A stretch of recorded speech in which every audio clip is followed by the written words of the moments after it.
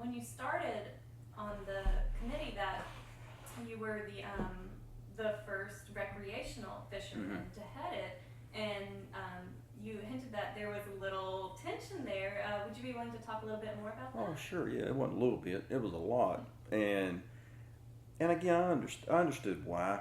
I mean, I think the last thing I'd want is somebody from Timbuktu wanting to tell me how to practice law.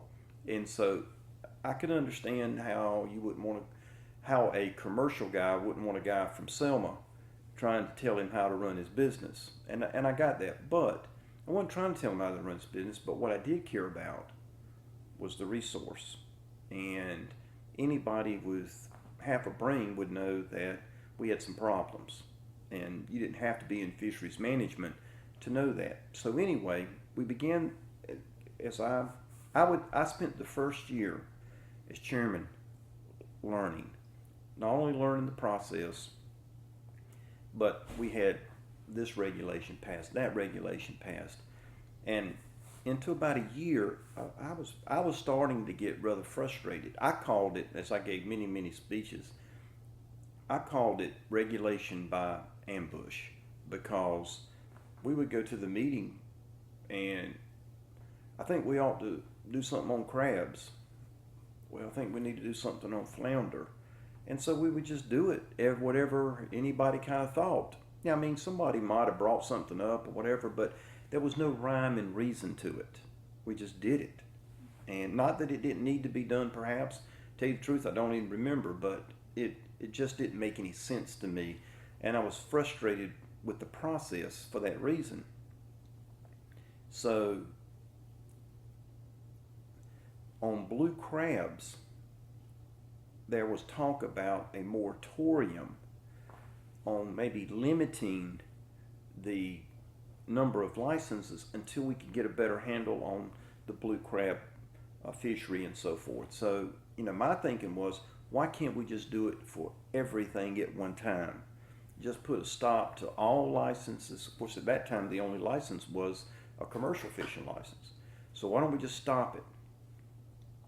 And so I went to Bill Hogarth and we talked about it, and he said, you're crazy. They can't do that. I mean, you can't just do everything at one time.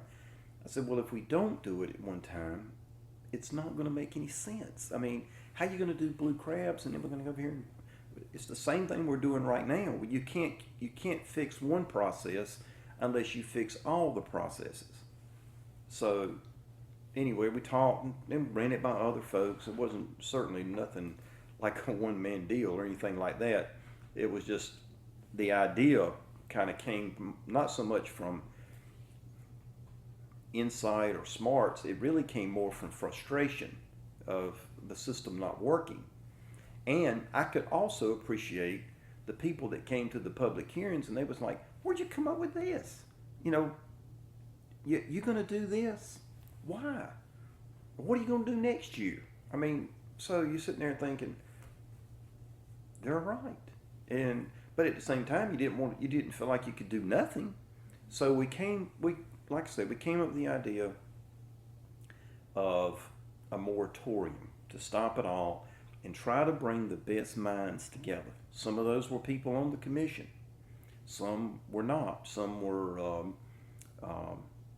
commercial fishermen, recreational fishermen, people on the Marine Fisheries Commission, people from habitat and water quality background, professors, scientists. I can't remember how many people were on the committee, but and the record will speak for it, but I'm thinking 18, something like that. It was quite a crowd, and all of these people were leaders. So if they're a leader, they got something to say. So that means we had lots of folks, and some want to speak louder than others. So, just having a meeting was a task in itself, much less this committee is going to be charged with the responsibility of coming up with a plan to do all fisheries in the future. I mean, that was hugely ambitious. To me it was, and everybody else thought so too, particularly after we got going. So that was formed in the legislature, and as you already know, I'm sure, I was named chairman of the Moratorium Steering Committee, and I was chairman of the Marine Fisheries at the same time, which was a kind of a balancing act. I was really spending more time on the Moratorium Steering Committee than I was the Marine Fisheries. But the Marine Fisheries got to go on. It can't just stop its existence. Another thing I was frustrated about, not only the system of regulation, but the components of regulation, in that we had 3 commissions at one time. We had one for fisheries, one for habitat, and the other for like water quality and that sort of thing. Well, I kind of got in trouble for this, but I suggested that the commissions be all disbanded and just form one, so that how can you manage fisheries without managing the water that they swim in? What about their habitat? You can't manage it.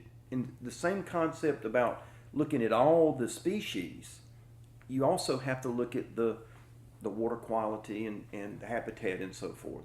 Well, that kind of went over like a lead balloon, and the folks on the habitat and all that, they didn't want anything to do with fish because it was so controversial. And at that time, look, it was nothing to be on the front page of the News Observer. We stayed there all the time. And I think one of the reasons was Mr. Daniels, who owned the paper, was a recreational fisherman. He was very interested in the topic. So it got a ton of coverage, much more probably than it deserved. And it was very controversial. In fact, one time I asked Governor Hunt, I said, I just didn't understand it was so controversial. I said, is there anything in state government that's more controversial than fisheries? He said, hazardous waste. That's it. I think, well, aren't we in some kind of company? And it was that tough.